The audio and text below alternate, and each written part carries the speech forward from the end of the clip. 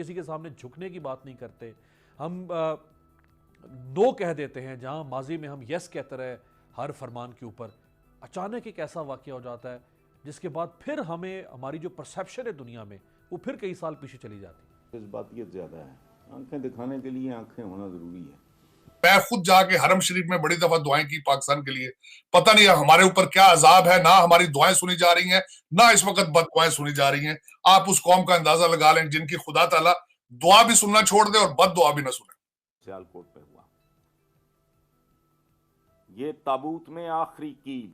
हम चूंकि intellectually bankrupt लोग हैं, वे पीछे पीछे भाग हैं। ये नहीं होना इसके होते हुए। I am absolutely clear. मिस्री नु नाल नहीं फिरदा, वो दिखा रहा, कहता है ये देखो पसंद करो, सारा पाकिस्तान फॉर सेल है।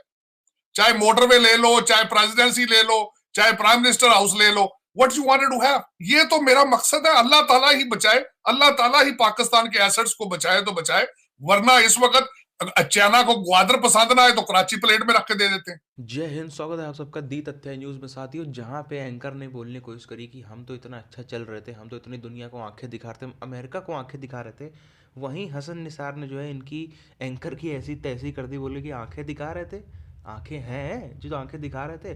साथियों, बात यही है कि जो भी पाकिस्तानी है वो असल में सब उम्मीद छोड़ चुके हैं। जो कुछ ये पाकिस्तानी पत्रकार जैसे हैं जिनको वाकई में पैसा मिलता है, वरना शायद उनकी भी इतनी क्षमता नहीं कि वो इतना झूठ बोल पाएँ।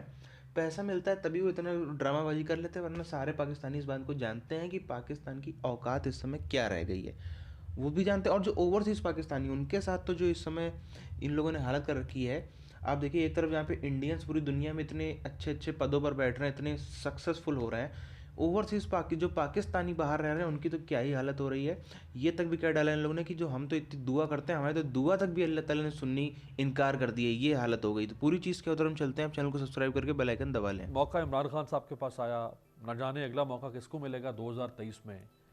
सिस्टम निज़ाम वही जूं का तूं, इदारे भी वैसे ही, समाज भी वैसे ही, कोई चीज़ बदलनी नहीं है। अब आगे वो कैसे बदल सकती है? बार एक टर्म इस्तेमाल कर चुका हूं, आदमखोर निज़ाम।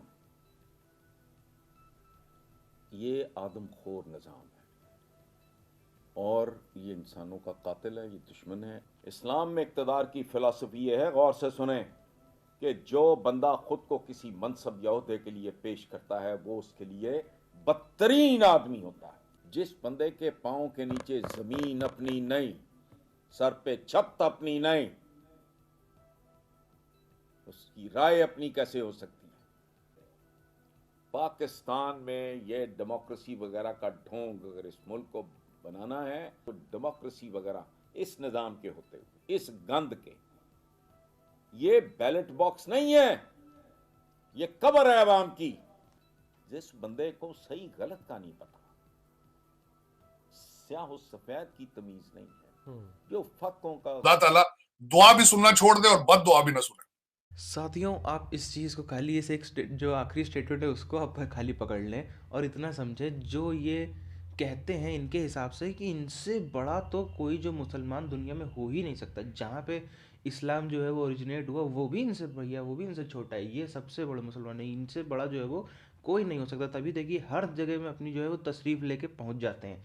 लेकिन अब ये लोग के खुद के स्टेटमेंट होगा कि हम तो जाके दुआ पढ़ते हैं, हम तो मैं खुद जाके दुआ पढ़ता हूँ, यानी कि ये इतरार कह रहा है कि मैं खुद जाके दुआ पढ़ता हूँ और हमारी तो उन्होंने सुना ही, हमारा तो अल्लाह ताला ने सुनना ही बंद कर दिया है। अब आप समझे, हमारे तो सुनना ही बंद कर दिया, तो हमारी क्या हालत हुई है भैया।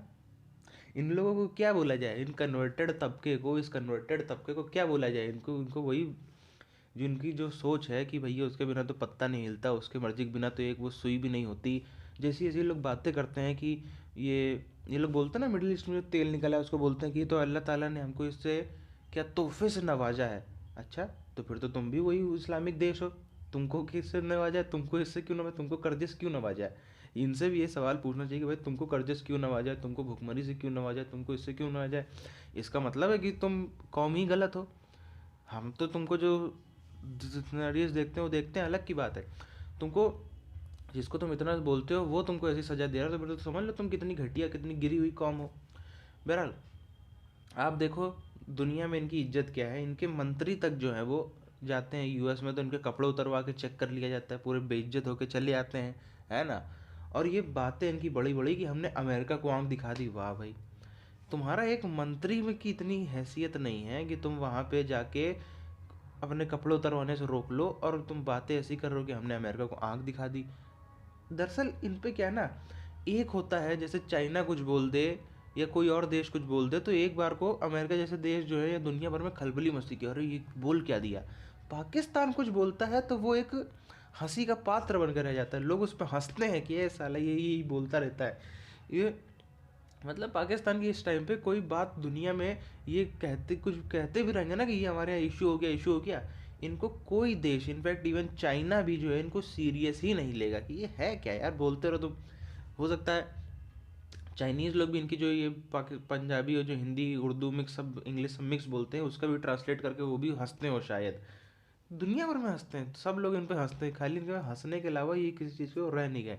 और जिसको ये इतनी उससे लाए थे तब्दीली से, अच्छा ये एक बात कल बहुत बड़ी चर्चा पाकिस्तान में है।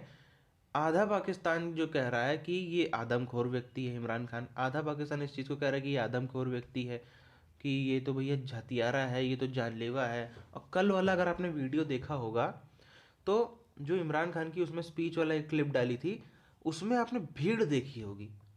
आप समझ सकते हैं कितनी बड़ी भीड़, अगर वो भीड़ आ सकती खाली सुनने के लिए, भले ही वो जैसे आई हो, वो पैसे दे के आई हो, वो मुर्गा खिला के आई हो, वो कुछ करके आई हो, वो आ सकती है तो वोट बटन भी दबा सकती है, वो कुछ भी कर सकती है। आप ये इस चीज़ को समझिए, जितनी वो भीड़ दिख रही थी उसमें इतनी अच्छी, बहुत अच्छी खासी, क्योंकि जितना हम देखें इंडिया में अमूमन जितनी विधानसभा में वोटर होते हैं उतने तो उनके यहाँ पे जो एक कॉन्स्टिट्यूंसी होती है, पार्लियामेंट कॉन्स्टिट्यूंसी, उसमें उनके वोटर होते हैं। तो उस हिसाब से अगर हम देखें जैसे उनकी आबादी है उसके लहजे से बहुत अच्छा है ये है।